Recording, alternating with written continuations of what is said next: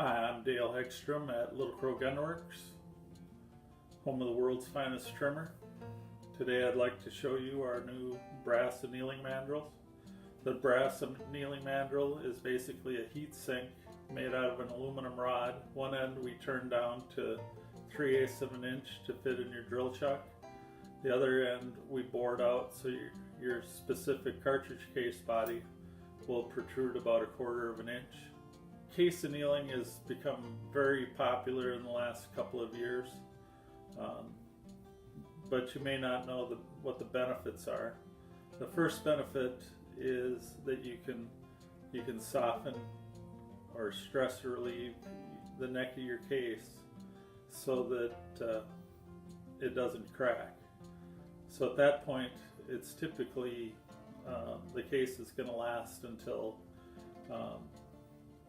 your primer pocket expands to the point where it's not holding the primer very well.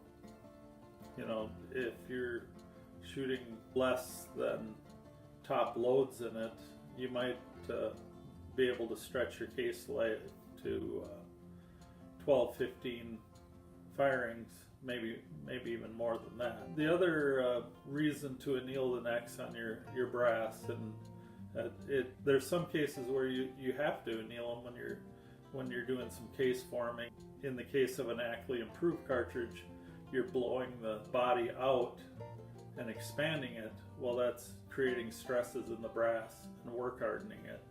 So you can get a lot more life out of your brass that way.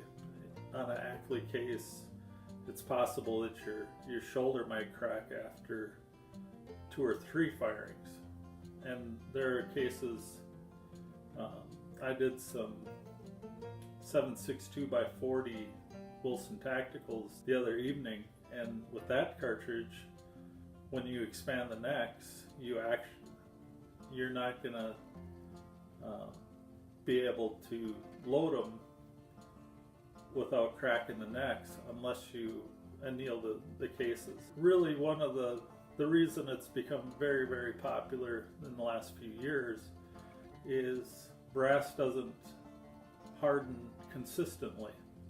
Some brass may stop sealing the neck after 2 or 3 firings.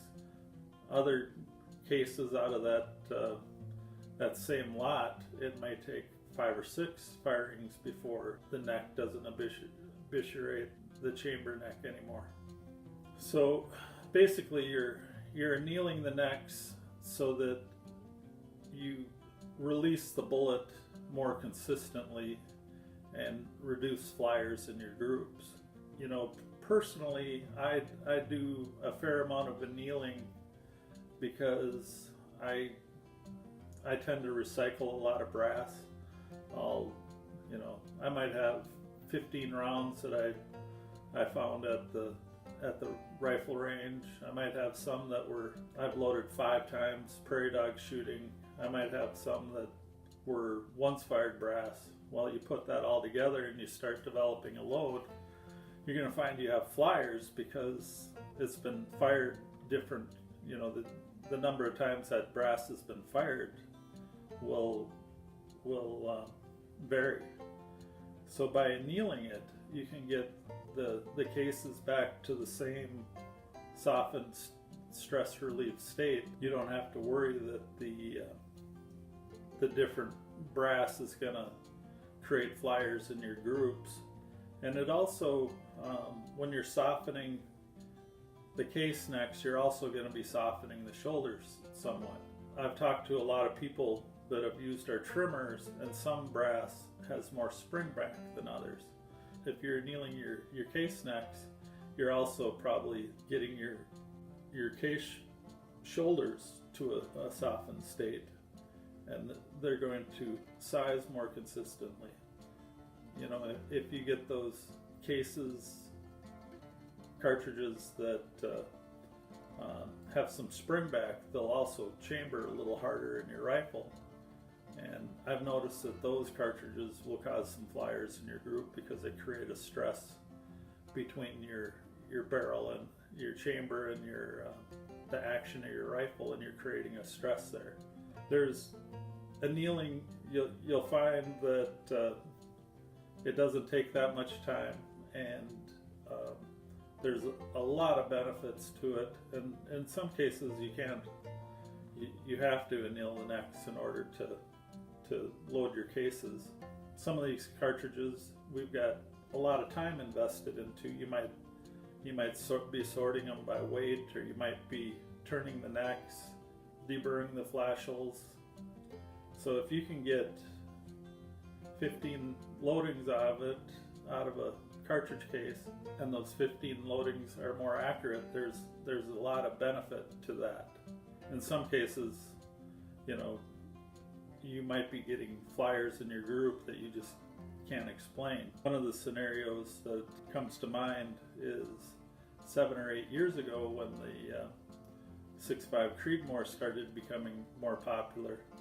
The factory ammo was hard to replicate, the accuracy, and I thought about that quite a bit. And we prepped and weighed our cases, and we found the sweet spot with the primer charge. From group to group to group, we just couldn't get the consistent accuracy that the Hornady factory ammo had. And then it occurred to me that the only difference was the Hornady brass was brand new, where the stuff we were loading had been fired a few times. And after we annealed the necks on those cases, we found we could replicate it, and we didn't. At that point, we could load ammo that for long range in volume. So at this point, before we go any further and anneal some case necks for you, we should talk about safety. Anytime you're doing a reloading operation, you should be wearing some safety glasses. You have an open flame, so you should have a fire extinguisher handy.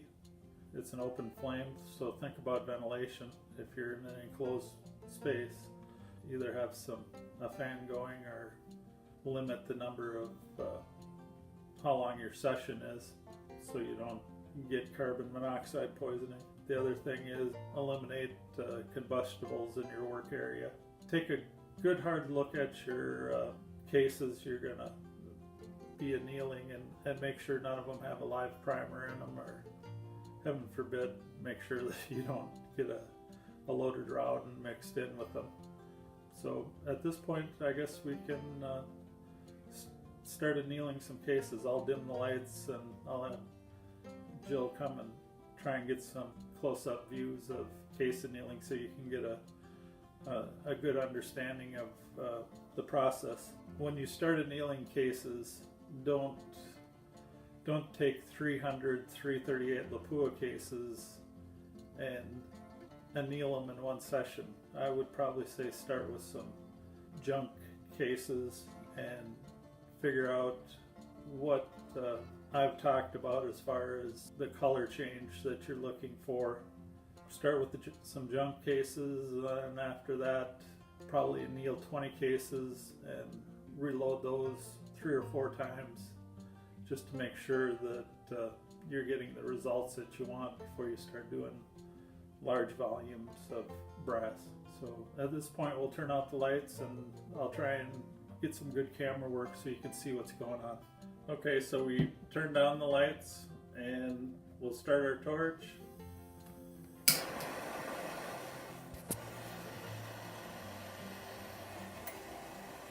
So you put the cartridge in the mandrel, get the drill spinning,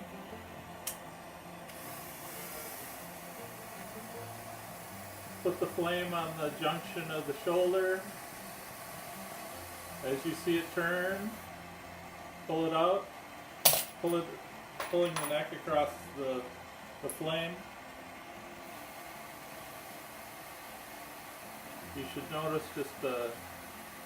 maybe just a hint of red as you pull it out. That's in a dark room.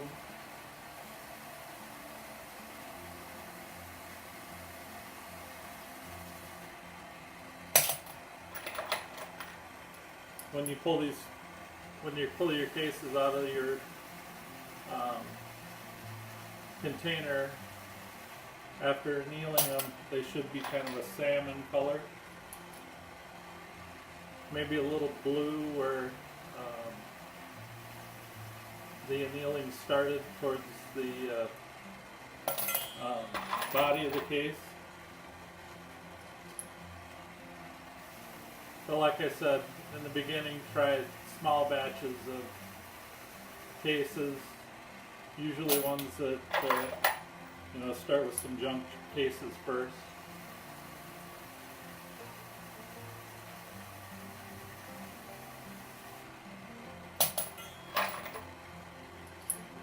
So it takes about 4 or 5 seconds in the flame to get a nice anneal on them.